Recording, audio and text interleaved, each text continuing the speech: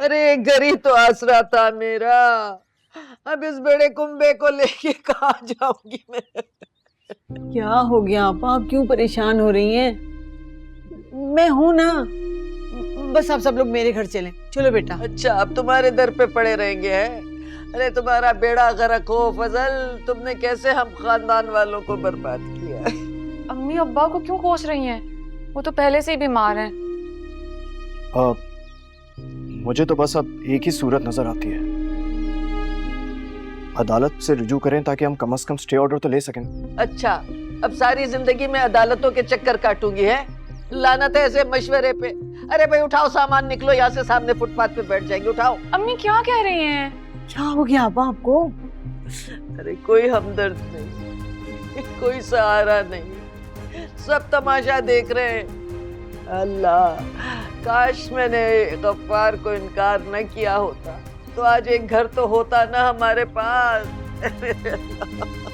आपा आपा ऐसी बातें नहीं करें, हिम्मत करें। अरे कहाँ से लाए हिम्मत? ओ मेरे, मैं हूं ना। मैं तो आपको मशवरा दे रही हूँ, मेरे घर चली चलें। हानिया, तुम्हारे हाथ में आंसू, लेकिन तुम तो बहुत बहादुर थी। क्या करूं नासिर, अपनी बेबसी पर आंसू भी ना बहाऊं।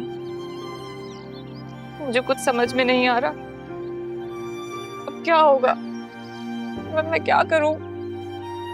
हमें किसी मुतालिका महकमे से रुजू करना चाहिए ताकि कम से कम हमें वक्त तो मिले। वक्त? और फिर क्या होगा वक्त के बाद? फिर वही फुटपाथ? क्यों फुटपाथ? मेरा घर है ना। क्या मतलब नासिर, तुम्हारे घर के आसरे में मैं अपने घर से बेदखल हो जाऊं?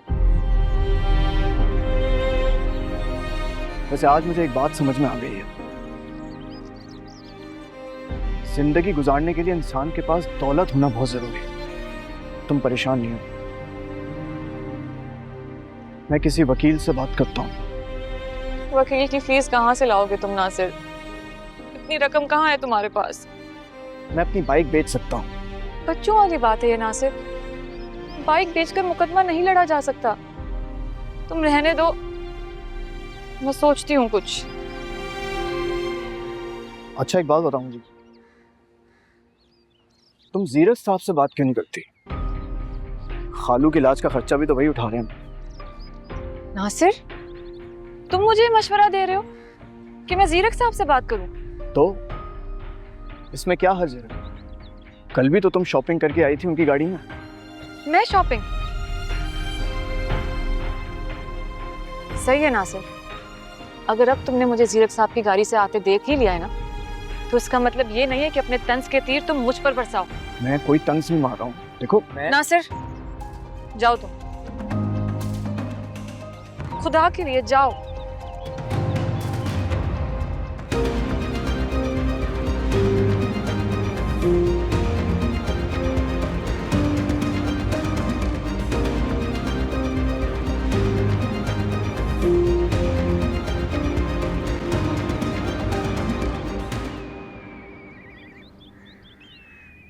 दादू, मैम हानिया कब आएंगी? मैम हानिया तो नहीं आएंगी। मैंने दूसरे ट्यूटर का इंतजाम किया है, वो जो जैसे शाकिर के बच्चों को नहीं पढ़ाते। नहीं दादू, मैं उनसे नहीं पढ़ूंगी, बल्कि मैं मैम हानिया के सिवा किसी से नहीं पढ़ूंगी। लेकिन उन्होंने तो पढ़ाना ही छोड़ दिया है ना। नहीं दादू, वो मुझे कहकर गई थी कल। क्या करूं मैं, आपके इम्तिहान बिल्कुल सर पर है। बड़ी मुश्किल से अरेंज किया है मैंने दूसरे ट्यूटर। दादू आप मुझे कॉल मिला दें। नूरे जल्दी से जाओ और अच्छा जाओ, जल्दी से तैयार होकर अपनी किताबें निकालो, वो आते ही होंगे। मैंने बता दिया मैं उनसे नहीं पढ़ूंगी।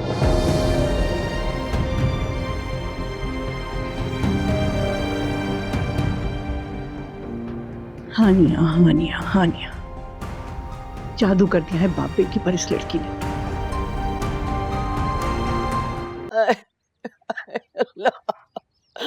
आए मेरे अल्लाह मियां, अरे इस लड़की को सिर्फ अपनी दना प्यारी है। अरे इतने शरीफ नेक-नियत लोगों पे शक कर रही है। आए मेरा घर, मेरा घर। अम्मी आपके रोने से क्या होगा? आप खुद जीरक साहब से बात कर लें। अरे जब उसकी बच्ची को पढ़ाने ही नहीं जा रही है तो मैं किस मुंह से बात करूं? या अल्लाह, कैसी जिल्लत उठानी पड़ेगी जब रोड पे पड़ा होगा सामान।